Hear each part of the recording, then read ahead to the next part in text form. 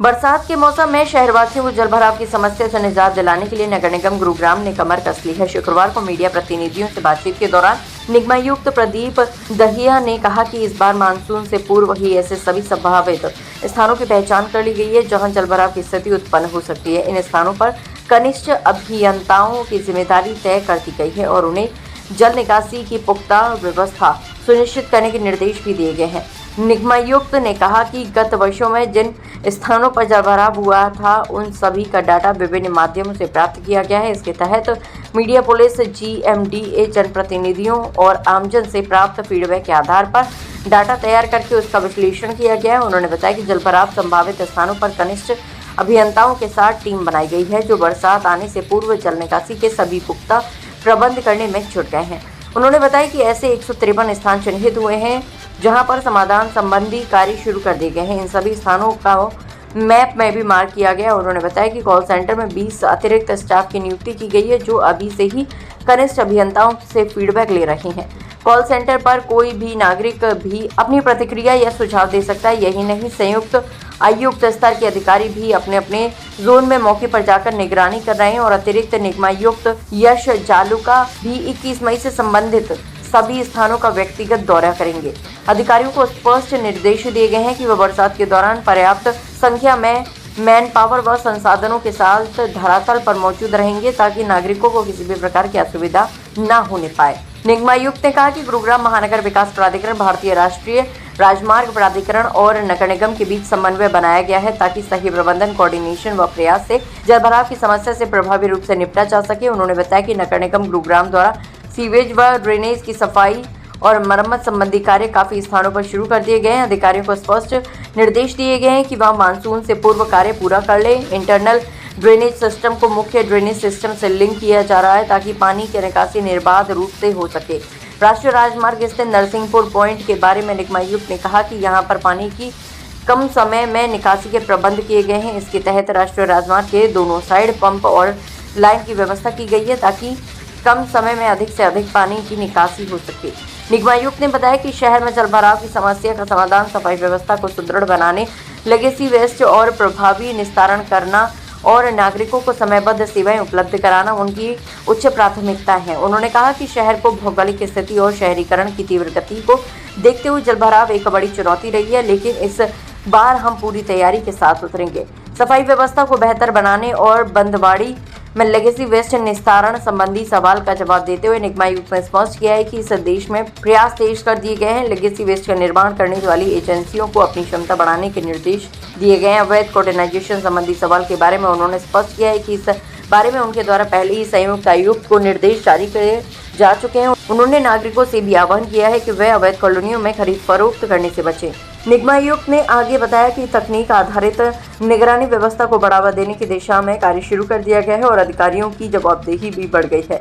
अधिकारियों को ये स्पष्ट किया गया है कि वह जन शिकायतों को उच्च प्राथमिकता दें क्योंकि वह अब अपनी जवाबदेही से बच नहीं पाएंगे। सड़कों संबंधी सवाल के जवाब में उन्होंने बताया कि हरियाणा के मुख्यमंत्री नायब सिंह सैनी द्वारा जारी निर्देशों की पालना में 15 जून से पूर्व निगम के अधीन सड़कों को गड्ढा मुक्त करने की दिशा में कार्य किया जा रहा है। इसके साथ ही सिविल के टूटे ढक्कनों व ड्रेनेज की स्लैब को दुरुस्त बनाए रखने की हिदायत भी अधिकारियों को जारी की जा चुकी है।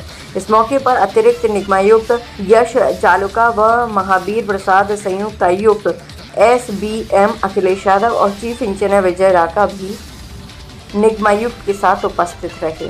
50 रुपये प्रति घर से लेते हैं, अब 100 रुपये कर रखिए।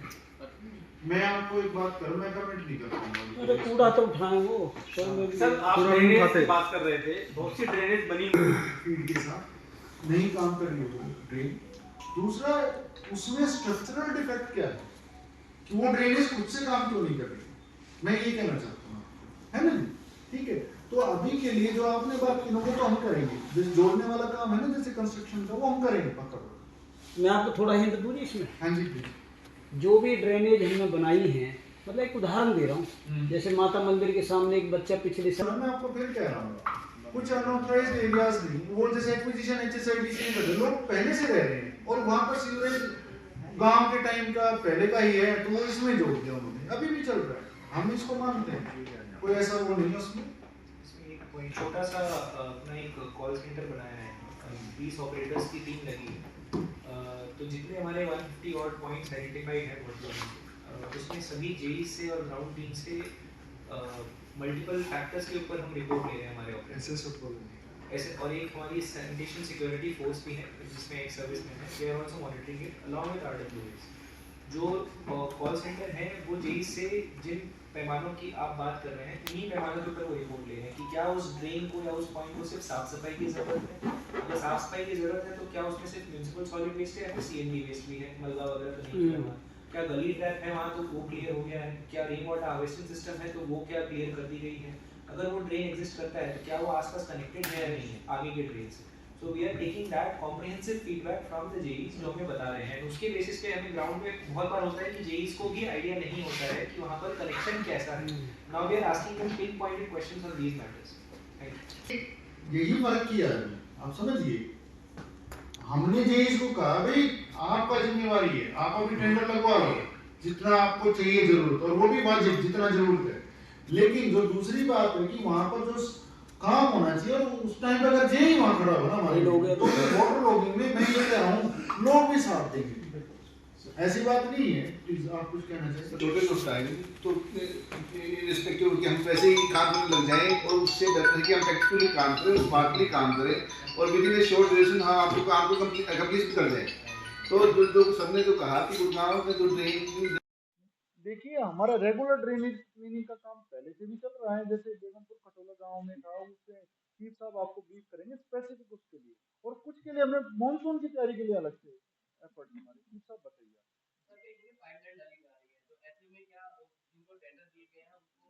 शुरू करेंगे हम। वजीराबाद गांव है शायद सेक्टर 57 के पास जो है वहाँ पर आरती राव काउंसलर हैं, उनके हस्बैंड मिले थे अनिल जी। उन्होंने मुझे सुशांत लोग का बताया था और वो रात को ही बात हुई हमारी 9 बजे करीब। तो उसके लिए हमने अब चीफ साहब को कह दिया कि उसको देखें और बड़ा काम अभी शुरू ना करें। जो हमें मानसून के बाद टेकअप करना है जो क्लियरली मार्क कर लें, ये नहीं कि भाई प्रॉब्लम ठीक नहीं हो रही और प्रॉब्लम क्रिएट होगी उसकी वजह से।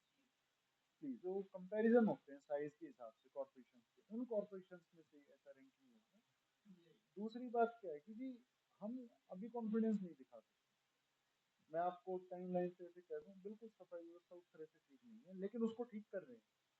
हम स्टेबिलिटी की तरफ जाना चाहते हैं। हम स्टेबिलिटी की तरफ जाना चाहते हैं जिससे जो ये आरएफपी का जो स्टाइल भी चेंज हुआ कि प्रोसेसिंग उसमें इंक्लूड ना हो। कुछ चीजें ऐसी होती हैं बुक्स पे अच्छी लगती है एक ही व्यक्ति सारा काम कर दे, लेकिन अगर प्रोसेसिंग को अलग किया जाएगा तो वो डोर टू डोर पे फोकस कर सकता है वो व्यक्ति। अभी के लिए प्रॉब्लम्स आ रही है हमें, मैनेजमेंट में भी आ रही है। मैंने म्यूनिसिपल में पहले काम किया हुआ है, 2 इयर्स का एक्सपीरियंस है उसका, लेकिन फिर भी वो इश्यूज तो हमने समझ लिए। अब हम सीधे उन्हीं बातों पे जा रहे हैं जो सबसे मुश्किल चीजें हैं कि ये चीज ठीक होनी चाहिए। 12:30 बजे से रिव्यू रखा हुआ है उसका सैनिटेशन ब्रांच का, मतलब बीच में हमने रिव्यूज किए लेकिन डिटेल्ड रिव्यू आज हमने रखा हुआ है। तो हम मैकेनिज्म देखेंगे उसका सोल्यूशन करेंगे टेंडरिंग वगैरह करके उसका, और जो दे रखा है टेंडर उसमें कितना काम हुआ वो भी हम पता करेंगे। हमने एफिडेविट दिया है सुप्रीम कोर्ट में। जो हमारी एजेंसी थी जिनको हायर किया गया था उनमें हमारे पास जुलाई तक का टाइम था उनका, तो उन्होंने एक्सटेंशन मांगा है एजेंसी ने। वो स्टेट गवर्नमेंट से कंसल्ट करके हम उस पर डिसीजन लेंगे। एज ऑफ नाउ वहाँ पर काम उतनी स्पीड से नहीं हुआ है। जैसे 20,000 एमटी पर डे का रिमिडिएशन होना चाहिए था वहाँ से, लेकिन अभी वहाँ 4,000 की कैपेसिटी से ही हुआ है। बीच में फायर इंसिडेंसेस हुए थे, आई बिलीव मेरी पोस्टिंग से पहले वो इंसिडेंसेस हुए थे यहाँ पे 10 अभी। दूसरा रेनी सीजन का आने की वजह से टाइम लगता है, तो प्रैग्मेटिक व्यू लेते हुए लेकिन रियलिस्टिक भी रहना पड़ेगा, तो उसमें हमें समय लगेगा। लेकिन उसको एक्सटेंशन देना है कि नहीं देना अभी निकलने में कभी परेशानी नहीं होनी चाहिए। भाई लगे लोगों को यहाँ पे पानी कम हो जाए, चलिए अभी थोड़ी देर में हो जाएगा भाई, वो थोड़ी देर निकल जाएगा। हाँ जी, ये जो एफर्ट्स हैं ये एफर्ट्स बिल्कुल चेंज लेके आएंगे। परसेप्शन में फर्क आएगा कि भाई अब की बारी एमसीजी रोड्स पे सारे ऑफिसर्स रहेंगे इंक्लूडिंग मी, हम सब फील्ड में रहेंगे बिल्कुल। So is there any specific how the people report that? वहाँ पर जो हमारा हाँ जी डिस्कशन इस बारे में हुआ था। इसमें आपके माध्यम से हम जनता से यही अपील करेंगे। और देखिए हमारी प्रणाली as extensive as it is उसकी भी लिमिट होती है। हमारे पास कर्मचारी जो है लिमिटेड ही है। पब्लिक अल्टीमेटली सफर करती है जब वाटर लॉगिंग होता है, उनसे बेहतर जानकारी हमें नहीं मिल सकती। तो इसमें GMDA और NCG ने सालों से एक फीडबैक मैकेनिज्म बनाया हुआ है, जैसा सर कह रहे थे IEEE का। तो इसमें अपील यही है कि एक माई गुरुग्राम ऐप है और एक स्वच्छता ऐप है। स्वच्छता ऐप भारत सरकार की तरफ से बना हुआ है, माई गुरुग्राम ऐप हरियाणा सरकार का एक एप्लीकेशन है और व्हाट्सएप नंबर भी है, हेल्पलाइन नंबर्स हैं। अगर सिटीजन्स को कहीं भी लगता है कि उनके घर के आसपास कोई ड्रेन है या रेन वाटर हार्वेस्टिंग सिस्टम है जो कि क्लॉग्ड है, जो हमसे छूट गया है, तो कृपया हमें जानकारी दें उन ऐप के। और हमें ईमेल भी कर दें। एक बात आप ये देखिए कि हमने ना टेक्नोलॉजी प्लस ट्रेडिशनल वर्किंग दोनों का मिक्स करना है। ये नहीं कि जी पहले वहां जाके करो। हमने कोई ऐसा किसी को नहीं बताना है। अगर जनता ये कह देगी कि भाई यहाँ पर सफाई हुई, यहाँ पर हमारा जेई खड़ा है, तो वो हमारे कर्मचारी का साथ देगी जनता। हर जगह यही हमारा एक्सपीरियंस रहा है सर्विसेज का एज IAS ऑफिसर्स कि अगर आप जनता के साथ मिलकर काम कर रहे हैं तो जनता वहां पर खड़ी होकर आपको फैसिलिटेट करेगी। भाई मेहनत कर रहे हैं कर्मचारी, राइट?